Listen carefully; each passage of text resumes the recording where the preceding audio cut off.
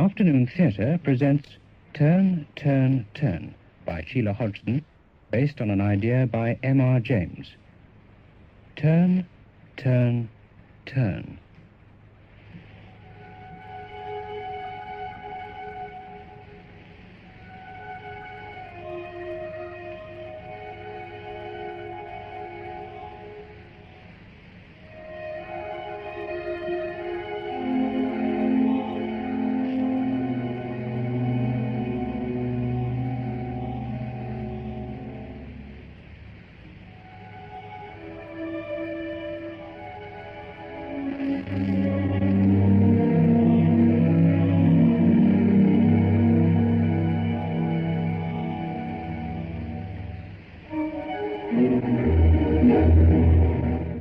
As I grow older, I come increasingly to believe that friendship is the main thing.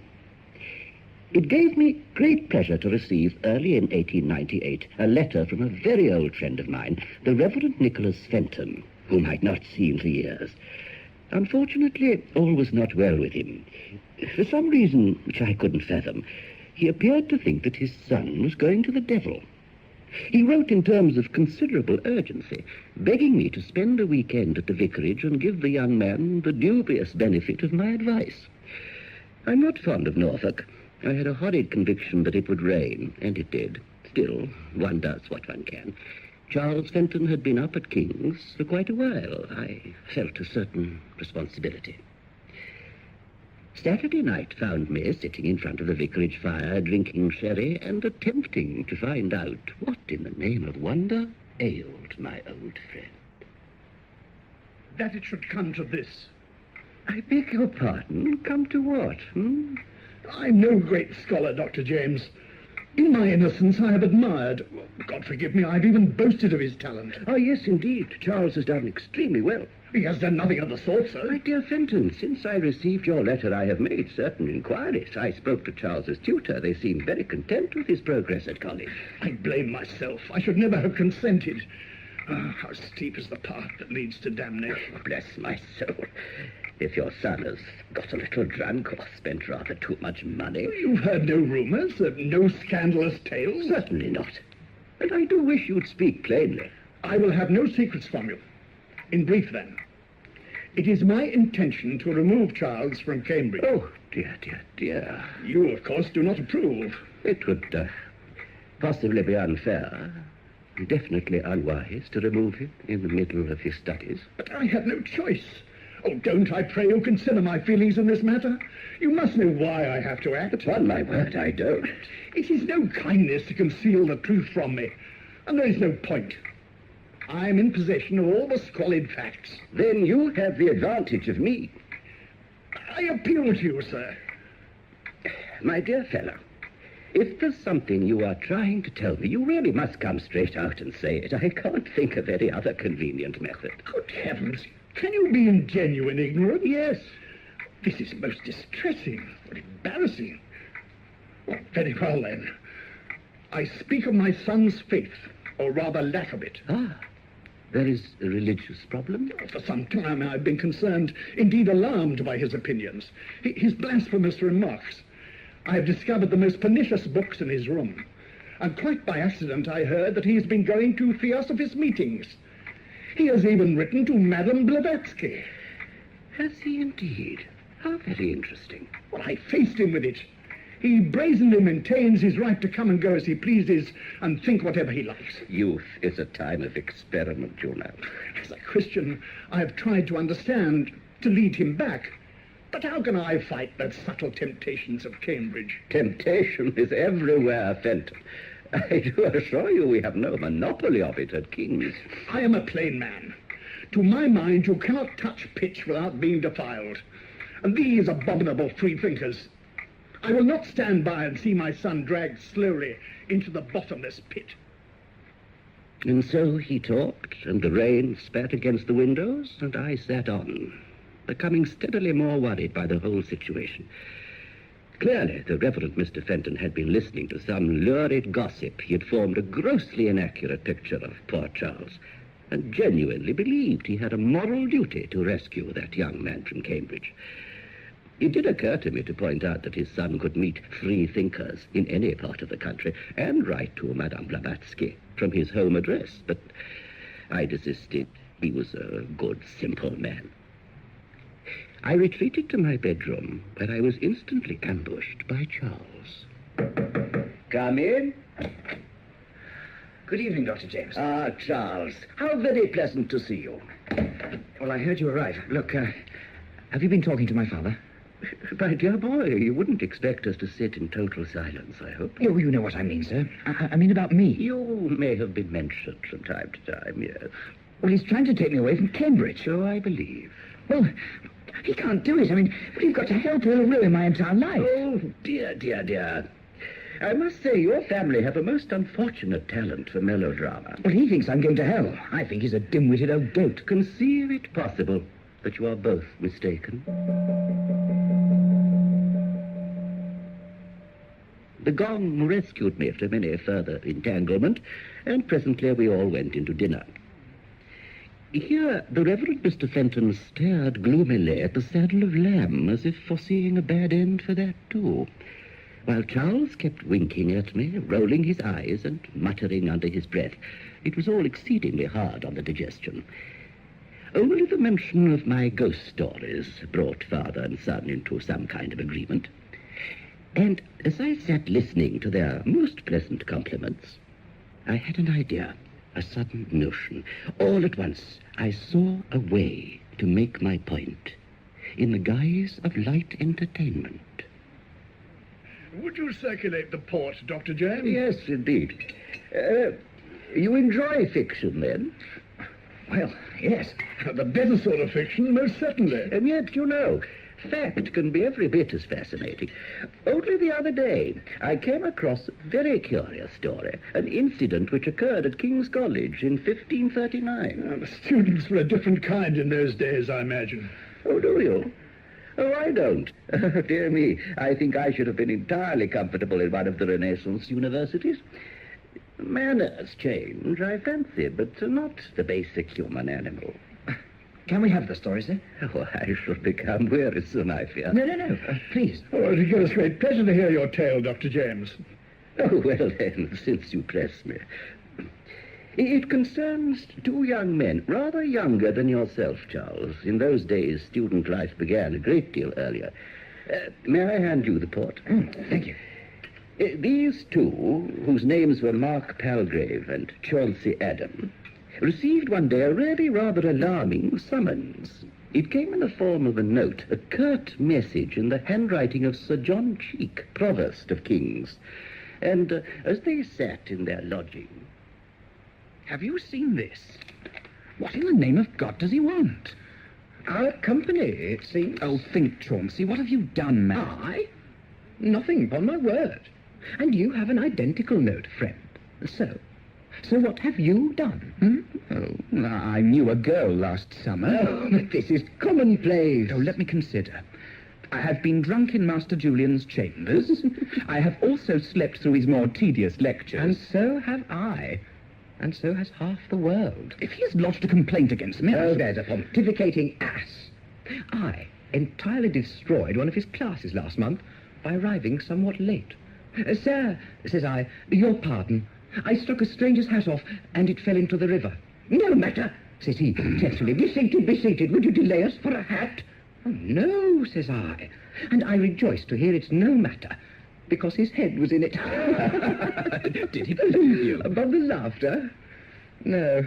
Yet he has spoken to the provost. Surely then... A pox on Master Julian. Well, there must be some grave matter. Or the record of your studies. Which is no better and no worse than your own, friend. Pass the wine. We shall discover all in the morning. Are you afraid? Are you? Well, there's no reason. Then we are not afraid. Light the candles. Here comes night. They sat late, uncovering small misdemeanors and trading minor sins, and still they couldn't fathom why the great Sir John wanted them. As the candle grease trickled down onto the table, I think Chauncey fell asleep, while his companion drew a cloak around him and stared deep into the lengthening shadows. Whatever dream troubled them, whatever imagination threw up by way of explanation, I can assure you it bore no relation to the truth. Oh, dear me, no. In the morning, Sir John Cheek, and he had been appointed by the king, eyed them from behind his great desk. Gentlemen, you know why you are brought hither? Your pardon, sir? You sent for us, sir. And why? Oh, Master Palgrave, Master Adam, examine your conscience. Is there nothing you would confess to me? Confess? I am grieved beyond measure. Yet I am prepared to listen to an honest avowal of your sins. Speak. If my work has failed to measure up to your high standards, Sir John, I can but regret and promise to make amends. Faith, if Master Julian is enraged over the hat, I cry his pardon. It was a jest. Hold your peace, sirrah. No evasion can serve you now. God looks down upon us. Therefore, speak.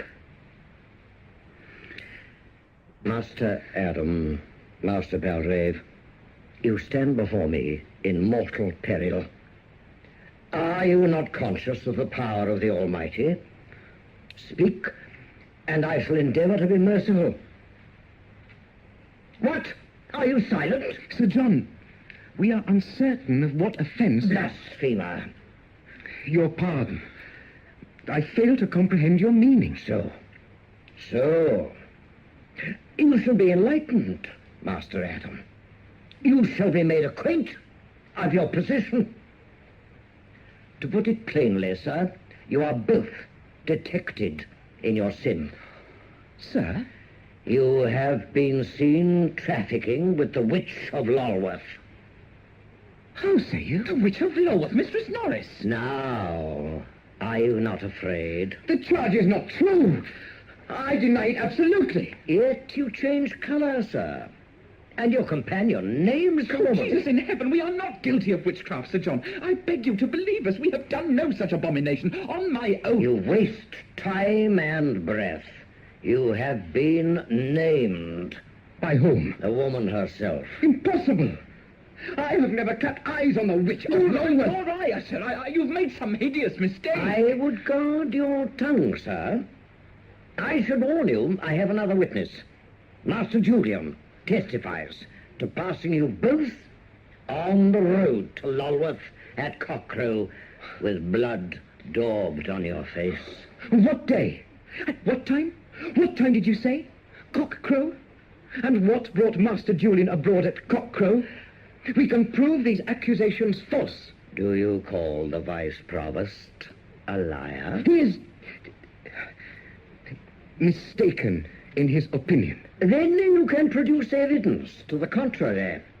I speak of a certain night in June, the 24th to be precise. We were in our lodgings, sir. Abed. Asleep, would you tell me? Yes. Who can swear to it? Oh, Mother of God, nobody. It is hardly possible in the middle of the night. And this is all the answer I am to get? No man to speak for you? Do you conceive the gravity of the charge? Indeed, yes. Had we but known... Oh, aye, had you but known. You would have come provided with half a dozen false witnesses. No, sir. I make no doubt of that. You plead ignorance, then? Not ignorance. Innocence. We have done no wrong. And swear the same upon Holy Writ. Yes. We have done nothing to offend the Church. That is for the Church to decide, I think. No. No, never lift up your hands to me.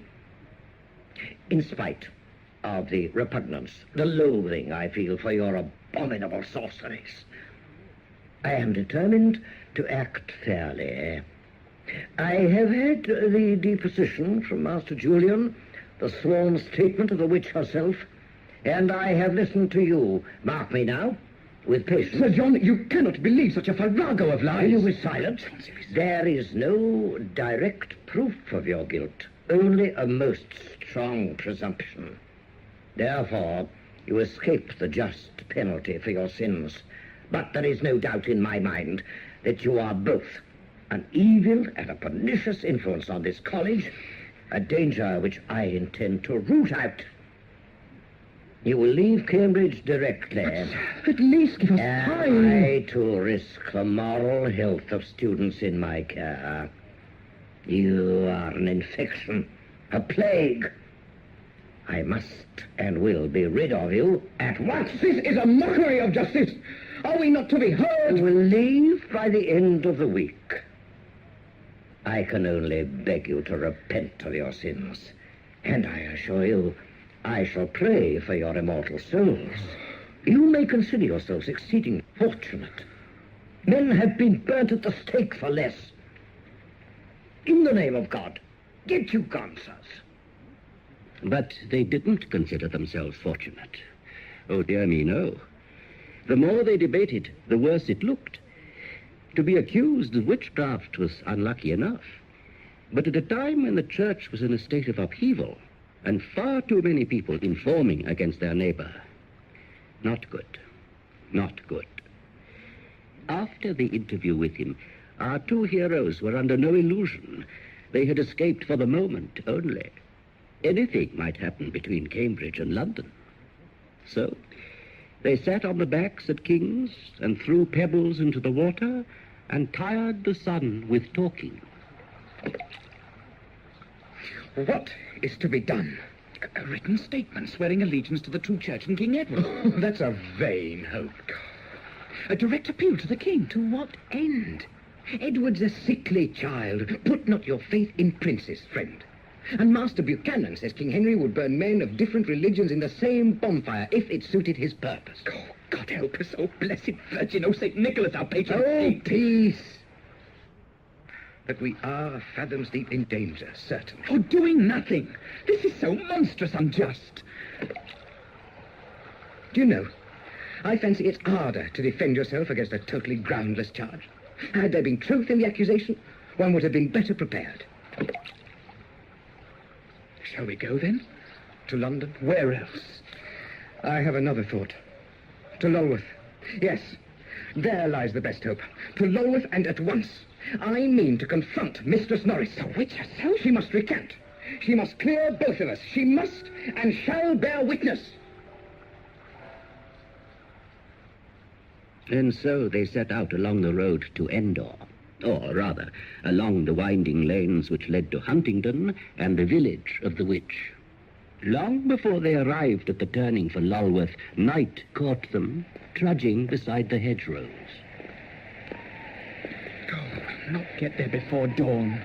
Are you weary? A little cold, no more. I wish there had been a moon. The clouds may lift. Indeed, I think they do. There's a rim of light beyond the trees. Hold. What's amiss?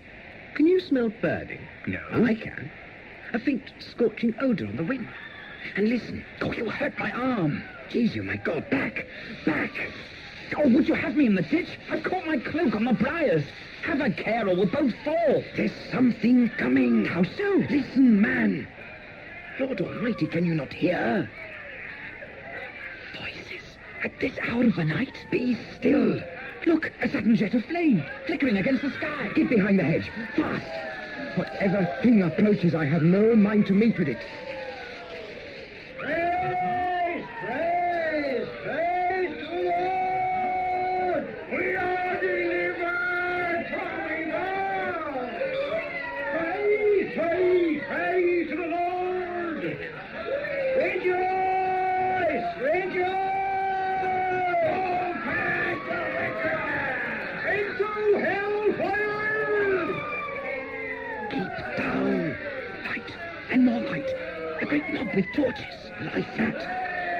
God send we are not discovered.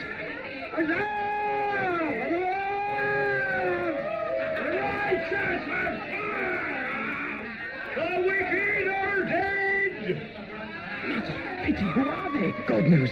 From some village. What do we do at this unholy hour? It matters not, so long as they pass us by. But down.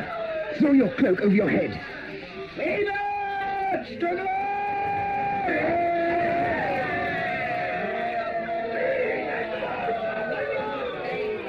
Hey, are the victors now!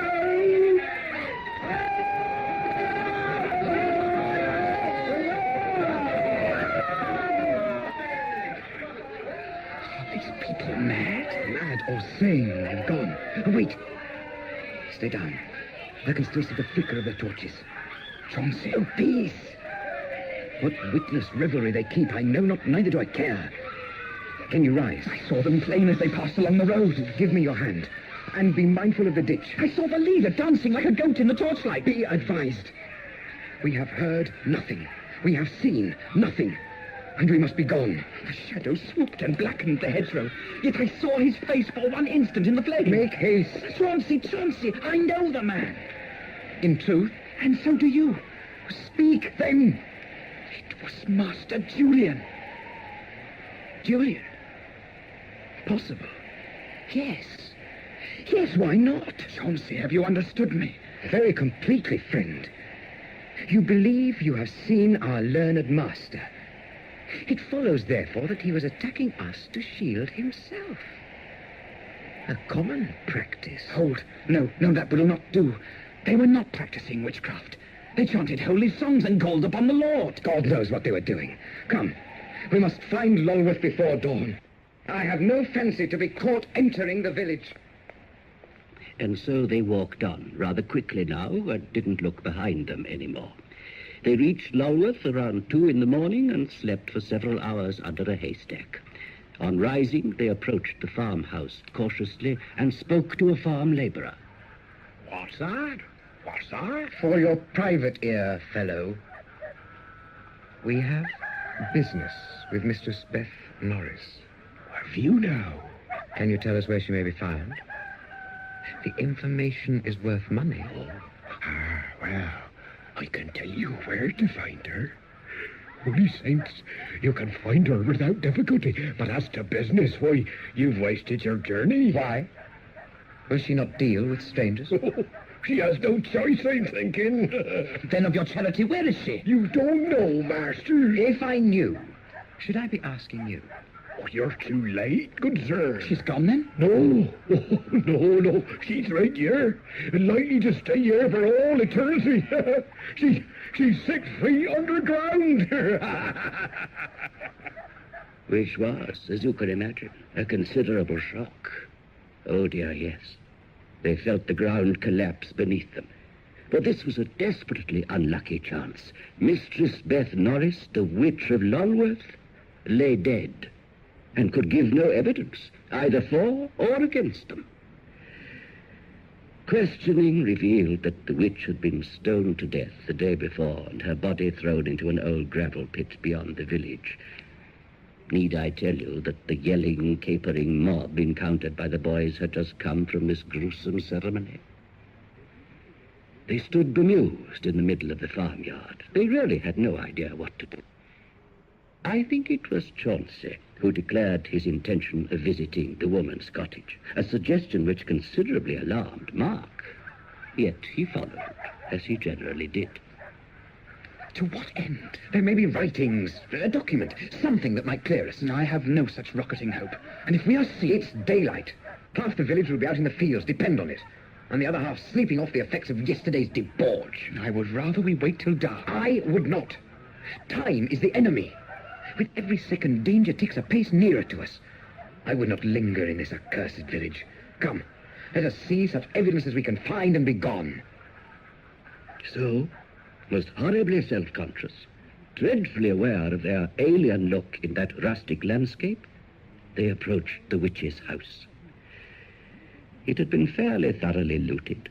The door swung on a hinge and all the windows were smashed.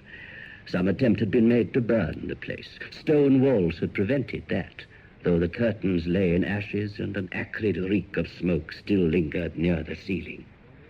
Cooking pots and dishes had been thrown to the floor, a few poor bits of furniture hacked to pieces. Chauncey slipped and skidded on a broken egg as they entered. A burst sack of flour lay near the grate. It didn't seem ominous or magical, or, to be frank, particularly devilish. Merely the scattered remnants of somebody's home. We shall find nothing in here. It could be any labourer's cot. True. No black cat, no stuffed toads, not even, I swear, a broomstick. God damn the people! They could have struck her down some time hence. Why now? Why now? No papers of any sort? Keep you in heaven, we are lost. And I can still smell burning. Oh, let's be gone. Hold! Hold! Here's something. It's stuck high up within the chimney. Will you ruin your clothes? Oh, what are you at? Blessed St. Nicholas. Chauncey's star. I have it. Oh, you've raised enough dust to choke a dozen witches. Oh, Mother of God, what's there? A book. A Bible? Latin, at least. Come over to the light. Have a care. The pages are cracked and torn. Here's something written. Horresco reference. I shudder at the word. Word? What word? Misquerumque herbas et non inoxia verba. Mingled herbs and charms of evil power. Oderint dum metuan. Let them hate. Let them hate, so long as they fear. So. And you spoke truth. A Bible of a sort. Her name, writ large on the flyleaf. Mistress Bethany Norris. Curious hand. Looped and illuminated, look you, with small, sly faces grinning through the curves of each letter. Now she writes in English. Can you make it out? Turn. As the earth, as the stars, as my mind doth turn. Turn. For the wheel spins and the fire sings, and surely the word shall triumph. Oh, what sorcery is this? I cannot tell. The book is old, stained, and greasy with much use. Mark, have you some knowledge of the hidden arts? Not I. What's that? Oh, only a brick tumbling into the fireplace. Black sorceries. Do you believe in them? Do you? Such practices are mortal sin. And lead most certainly to hellfire. Oh, throw the book away. I will. Yes. It would be folly to meddle with these dangerous toys. It would court damnation. I am entirely of your mind, friend. Come on, let's away. And yet, since there's no help, the holy saints desert us, and God himself remains dumb in his heaven. What do you purpose? Chauncey. Might there not be some way of casting a rune to save us? Witchcraft. All else has failed. But you cannot mean. When reason's fled, what is to be done? Oh, put down the book, I beseech you. See, here's a device. And another, requiring the bone from a newly slain corpse. Chauncey, in God's name. Take thou the hand of one that hath been murdered, and it shall confound thy enemies. Who's there? But there was nobody there, only the wind crying through the broken roof. They took the book, and, deeply troubled, they sat beneath a haystack studying the cracked parchment. Spells, incantations, a list of weird ceremonies unrolled before their eyes. As the light drained from the sky, they crept away to the gravel pit. Mark, in particular, was most horribly afraid. Oh, Jesus, you have pity on us. We shall both be damned. We are damned already. Convicted without trial, without hearing. Condemned upon the word of one malicious pedagogue. Oh, up hearts, we may yet come by our revenge. Oh, hide the book if we should be surprised. No one is coming. To think she died here, and they dragged her screaming to this dreadful pit. Like the very pit of hell itself. Oh, it matters not. She's dead. They tried to burn the body. A nauseous smell of scorched flesh. Can you imagine this charred carcass as a woman? No. I can. I am very sensible of her spirit watching us. Indeed, if you were but to turn sharply. Now! No. Nothing save the shadow from the moon. Solitude. And yet she is with us, Mark. Where? From what celestial crevice is she peeping down? I do not, I cannot, I will not believe. Then there's no harm. And you should not tremble so. What's that you hold in your palm? A bone. And this, too, was once part of Mistress Norris. A finger that she crooked and beckoned. Oh, beseech you, throw it away. But we have come for this. No, we are dealing in fearful mysteries. Let it be. In truth, friend, I had no interest in such things till Master Julian spoke forth. Nor I. He spoke in blind malice to rid himself of us, Chauncey. Oh, aye. And used the occasion to destroy the Witch of Lulworth, I make no doubt. Who had become too dangerous. Who may yet be too dangerous, friend. What if the book speaks truth? Imagine, with this small bone, a man might raise all the powers of hell. Come, let's away. So they began their return journey, this time by full moonlight. It bleached the fields and lit the road before them. There was no wind now, no sound of life, only a most extraordinary silence. And their footsteps padding swiftly on, mile after mile. Oh, Chauncey, I beseech you go altogether too fast. We must reach Cambridge before dawn. If we rested a brief hour... We should lose our resolve. On, man. On. Oh, I'm so desperately weary. We cannot falter now. Oh, my shoe is unbuckled, and I have a stone most painfully rubbing against my... Oh, make haste in the name of God. Oh, I can hear something behind us. How so? Listen. Fatigue has blocked your ears. There is nothing. Then what is that? Now do you catch it? Now? Strange. Be still a moment. It grows louder. Not human. Therefore, beyond a doubt, some trick of the atmosphere.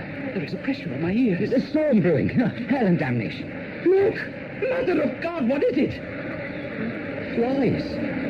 A great cloud of swarming insects. Oh, beat them off. The disgusting creatures!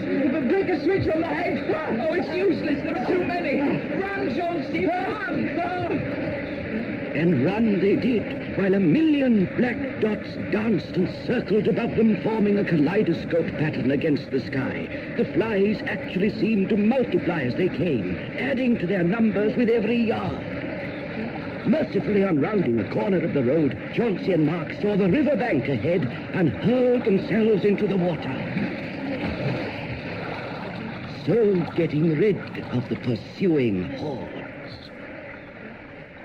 They arrived in Cambridge as the bells cried 3 and stood dripping wet outside the lodgings of Master Julian.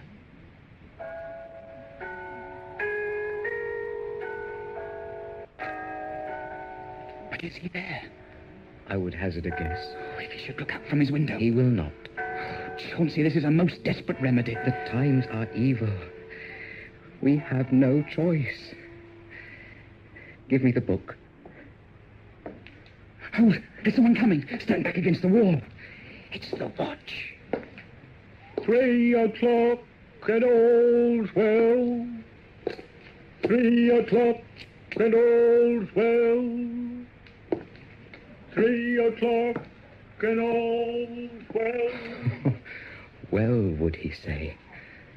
And Mistress Norris help us, it's not so well after all. It shall go hard with Master Julian. Lying, treacherous hypocrite. Chauncey, it will not truly work. Who knows? And the moon has gone behind a cloud. Oh, it's too dark to read. I have the words locked in my brain. Help me, Mark. As you hope to save your neck, else you are a dead man. Make no doubt on that. Yes, there is no choice, I see. None whatsoever. Are you ready, friend? I am prepared. Good. Take hold of the bone. Keep your eyes fixed to his window and speak the words after me. Turn, turn, turn. Turn, turn, turn.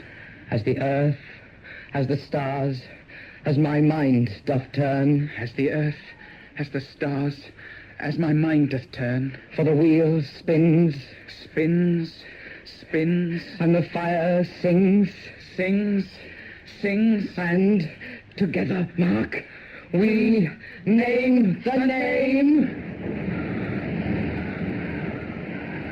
Then they spoke aloud the name of that great devil, and they threw the bone in through the open window of Master Julian's house.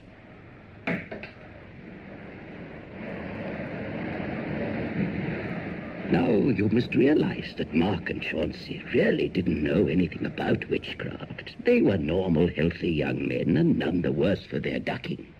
They returned to their lodgings and slept very soundly for several hours. They woke feeling rather self-conscious and not a little ashamed of themselves.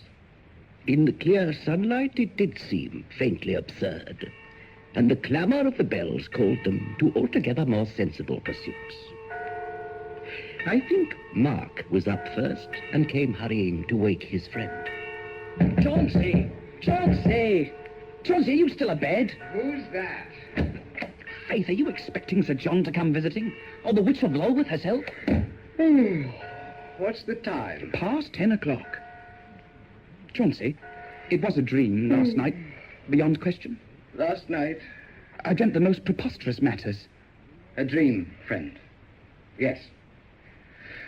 Throw back the curtains. And woke with my head spinning. Now what's amiss? Have a care.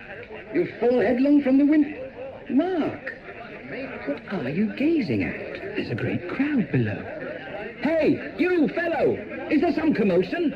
He's dead! What said he? Someone has died, it would seem. Oh, pray for the faithful. I can hardly run naked. Ah, my clothes. Go, will you? Go and discover the truth. So Mark hurried from the room and leapt down the twisting stairway and came out into the courtyard. And what he heard there sent him abruptly back. So, is King Edward dead? I have been expecting this. Not the king. Somewhat nearer home, and touching us. It's Master Julian. In God's name, are you mad? Shut the door and keep your voice low as you hope to be saved. Well? He's dead. So, beyond all question, dead? And by what means? Tell me that. His servant, on going to call for him, found Master Julian lying dead on the floor. And Chauncey, the room was full of flies. Oh, capital. Well, that is a hair-raising story, if you like. Thank you, Dr. James. We're greatly obliged to you. Good heavens, you have a most remarkable gift. No wonder your Christmas ghost stories are celebrated. Oh, I enjoy myself at Christmas. And if the boys find me entertaining, I am content. Remarkable. I can almost hear those flies. Yes. Do you believe in witchcraft, sir? Oh, dear me, what a very embarrassing question. I've said this in another context, and I will say it again, at the risk of repeating myself. I neither believe nor disbelieve. I'm prepared to consider evidence and then form my own judgment. Yes, but, well, in this case, I mean, was it true? Chauncey Adam and Mark Palgrave were certainly true, in the sense that they did exist, and they were expelled from Cambridge for practicing witchcraft. Sir John Cheek was very real indeed, and you may read about him in any competent history. Yes, but the witch. There I decline to commit myself. Superstition, my dear boy. Mumbo-jumbo added to ignorance and fear. Wouldn't you agree, Dr. James? Up to a point. And I'm afraid in those unenlightened days, people often accused each other of witchcraft. Isn't that so? Yes. Most unfortunate. You see, if you accuse people of unmentionable vices, there's a very real danger that they'll go away and try them. Well, otherwise it might never have entered into their head. Yes. Yes, indeed. Will you take some more port? Thank you, no. Then I suggest we join the ladies. After you. Oh, Charles, ring for Emily. I left the vicarage some days later, but it was, I think, in late July that I had a somewhat incoherent letter from Charles. He thanked me over and over again, in very bad handwriting, and said that his father had agreed to let him return to Cambridge. He seemed to think I had had some hand in this. Oh, dear me, I wonder if I did. Impossible, to be sure.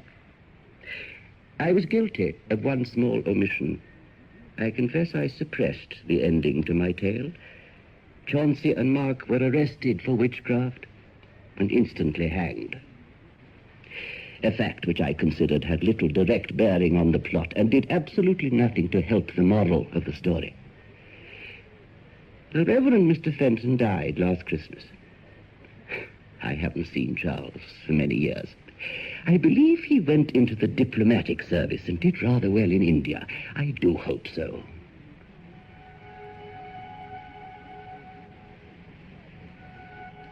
I shouldn't like to think he had taken up witchcraft. Would you?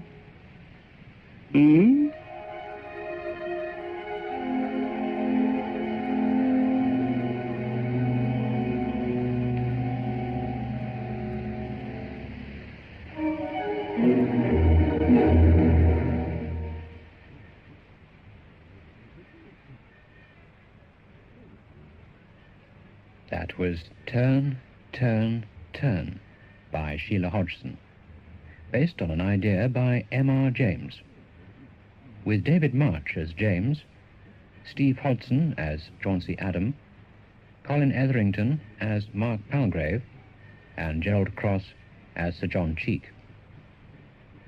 The part of the Reverend Nicholas Fenton was played by Alan Lawrence, Charles Fenton by Michael Cochrane, and the labourer by William Edel.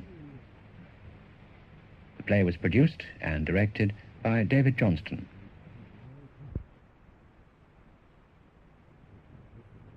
The Reverend Nicholas Fenton, whom I'd not seen for years.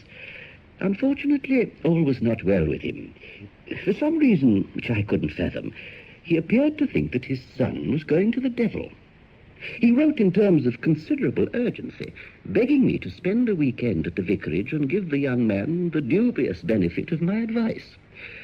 I'm not fond of Norfolk. I had a horrid conviction that it would rain, and it did. Still, one does what one can. Charles Fenton had been up at King's for quite a while. I felt a certain responsibility.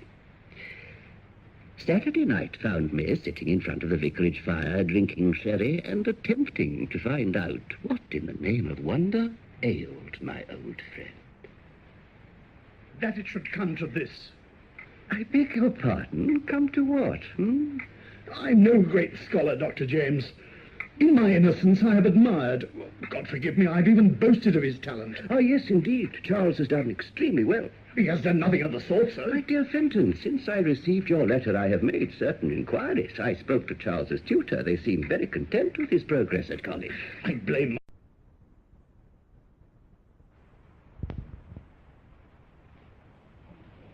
Afternoon Theatre presents Turn, Turn, Turn by Sheila Hodgson, based on an idea by M.R. James. Turn, Turn, Turn.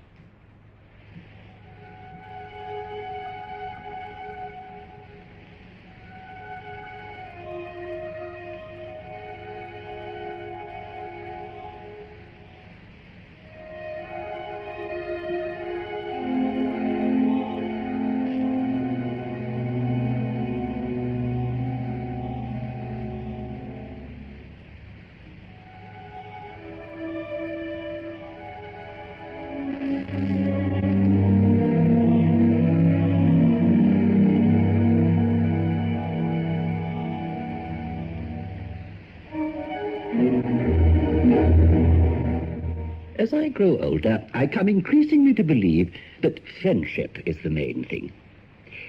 It gave me great pleasure to receive, early in 1898, a letter from a very old friend of mine. Mr. Fenton had been listening to some lurid gossip. He had formed a grossly inaccurate picture of poor Charles, and genuinely believed he had a moral duty to rescue that young man from Cambridge. It did occur to me to point out that his son could meet free thinkers in any part of the country and write to Madame Blavatsky from his home address, but I desisted. He was a good, simple man. I retreated to my bedroom, where I was instantly ambushed by Charles. Come in. Good evening, Dr. James. Ah, Charles, how very pleasant to see you. Well, I heard you arrive. Look, have you been talking to my father? My dear boy, you wouldn't expect us to sit in total silence, I hope. Oh, you know what I mean, sir. I mean about me. You may have been mentioned from time to time, yes. Well, he's trying to take me away from Cambridge. So I believe. Well, he can't do it. I mean, we've got to help or he'll ruin my entire life. Oh, dear, dear, dear. I must say, your family have a most unfortunate talent for melodrama. Well, he thinks I'm going to hell. I think he's a dim-witted old goat. Conceive it possible, but you are both mistaken. Myself, I should never have consented. How steep is the path that leads to damnation. Bless my soul. If your son has got a little drunk or spent rather too much money... You've heard no rumours, no scandalous tales? Certainly not. And I do wish you'd speak plainly. I will have no secrets from you. In brief, then, it is my intention to remove Charles from Cambridge. Oh, dear, dear, dear. You, of course, do not approve. It would possibly be unfair, definitely unwise, to remove him in the middle of his studies. But I have no choice. Oh, don't, I pray you, consider my feelings in this matter. You must know why I have to act. Upon my word, I don't. It is no kindness to conceal the truth from me, and there is no point. I am in possession of all the squalid facts. Then you have the advantage of me. I appeal to you, sir. My dear fellow, if there's something you are trying to tell me, you really must come straight out and say it. I can't think of any other convenient method. Good heavens, can you be in genuine ignorance? Yes. This is most distressing and embarrassing. Well, very well, then. I speak of my son's faith, or rather lack of it. Ah, there is a religious problem? For some time I've been concerned, indeed alarmed by his opinions, his blasphemous remarks. I have discovered the most pernicious books in his room, and quite by accident I heard that he has been going to Theosophist meetings. He has even written to Madame Blavatsky. Has he indeed? How very interesting. Well, I faced him with it. He brazenly maintains his right to come and go as he pleases and think whatever he likes. Youth is a time of experiment, you know. As a Christian, I have tried to understand, to lead him back. But how can I fight the subtle temptations of Cambridge? Temptation is everywhere, Fenton. I do assure you we have no monopoly of it at King's. I am a plain man. To my mind, you cannot touch pitch without being defiled. And these abominable freethinkers... I will not stand by and see my son dragged slowly into the bottomless pit. And so he talked, and the rain spat against the windows, and I sat on, becoming steadily more worried by the whole situation. Clearly, the